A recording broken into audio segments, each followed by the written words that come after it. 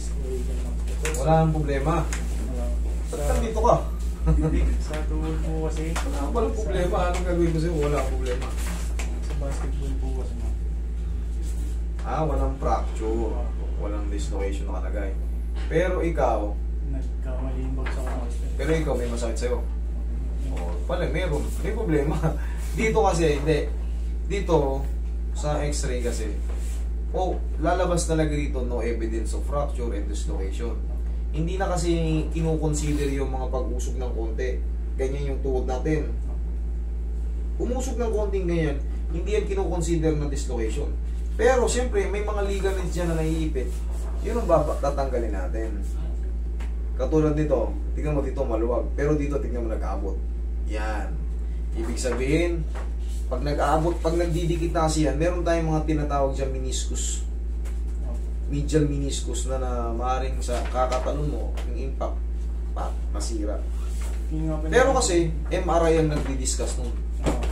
Okay, sa x-ray hindi. Ano po? Ulit, sorry. Yung pagbagsak ko mga meron na Humanig. parang nagurong sa loob. Ayun, meniscus yun, idol. Yun nga yung sinasabi ko. Na hindi lang siyempre, lalabas sa x-ray kasi bone structure lang titignan dito, tsaka yung bone setting, yung alignment. Pero yan kasi, pag may mga maliliit na hindi na yun hindi nakikita sa x-ray yan. Tama lang naman yung x-ray. Pero ikaw, yan nga, may mga part dyan sa tuhod, mga piyesa ng tuhod na hindi kaya ng x-ray. MRI lang, higa ka dyan. Alin ba yun? Kaliwa kanan? Kaliwa po. Kaliwa. 7 years na po. 7 years? Saan ka ba nahihirapan? Sa pag ano po, sa pag sobrang lamig po. Tapos Pag malamig, may sumasakit yung tuhod mo? hindi naman parang sobrang ngalay po. Tapos kapag tumatagilid ako, parang nalalaglag siya. Sige nga, tagilid mo. Paano? Parang po nang gawin doon. Parang medyo masakit. Kahit ganyan lang, wala kang ginagawa, kahit ganyan. May times lang na nalalaglag siya. Tapos bigla akong nabibigla. Sige, higa ka. Pero pag ginanyan mo, may masakit na, no? Parang naiirita na. Parang may mali talaga. Ano parang sa walking ba sira ka?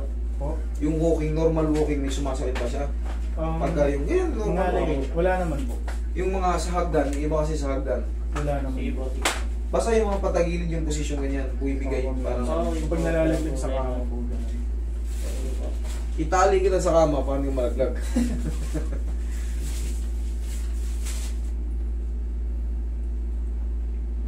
Ang luwag, oh. Sobrang luwag nitong kanan. Ay, kaliwa mo. 7 years na. Grade 8 po ako nun. Third year na po ako nun. Imagine, masakit doon. Ito yung masakit.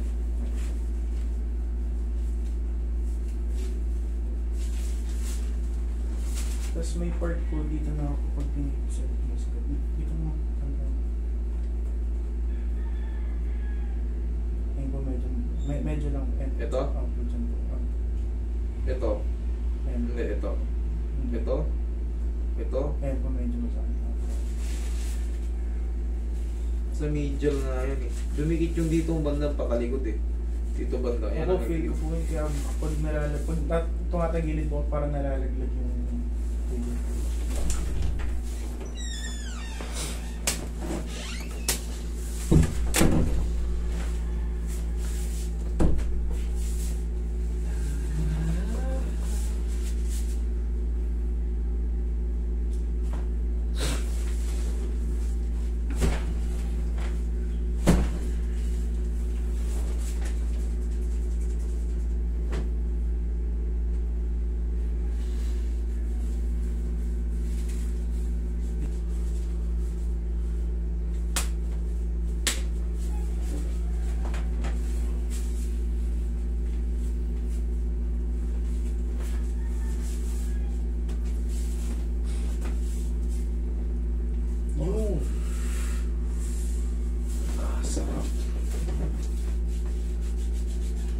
Meron ba tayong bandage dyan? Medyo maluwag ng tuhod ni sir eh. Sa tagal ng panahon ng standby ng pilay. Wala. Wala masakit. Wala. Testing mo yun. Sige, testing mo. masakit. Walang problema sa clicking, basta walang masakit. Yung mga sinasabi mong gano'n, no? Paano yun, yung ginana mo? Tignan mo kung bibigay pa. Sige, sige.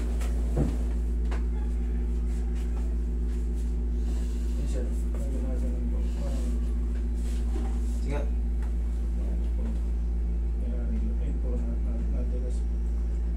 Itong ano, ito. Sige. Ito nga, ito. Sige ka, explain ko sa'yo. Ito nga, kaya napansin ko, kailangan mo muna magano rito, knee support. Higiga mo na maayos.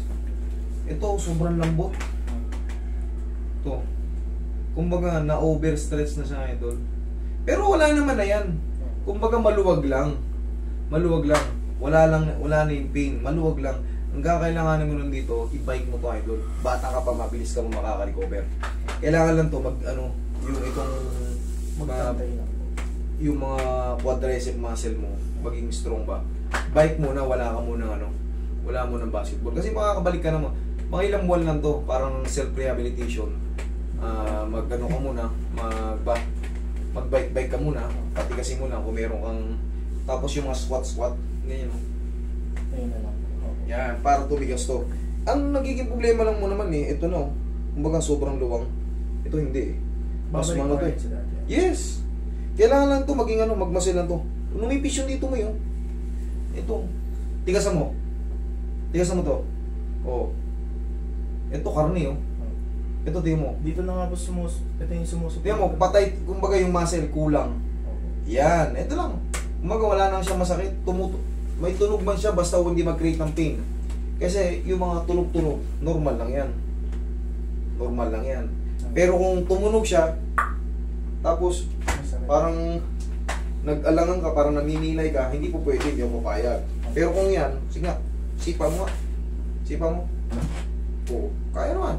Tumutunog lang. Oo, nga. Resting mo. Tignan mo ngayon kung anong difference. Talon ka. Takbo na mabilis. Okay naman. Mas maganda ngayon. Idol, ngayon bibigyan mo lang siya ng bumili ka ng knee support. Kahit hindi siya masakit, ang mahalaga, makarecover muna yung muscle.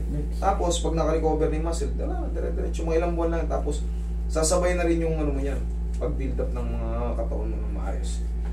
Okay, tapos yun nga, bike pinaka-the best. Kasi humina yung quadricep muscle mo. Okay? Yan na. Okay. Sige. Thank you po. Sige, thank you sa inyo. Ingat kayo.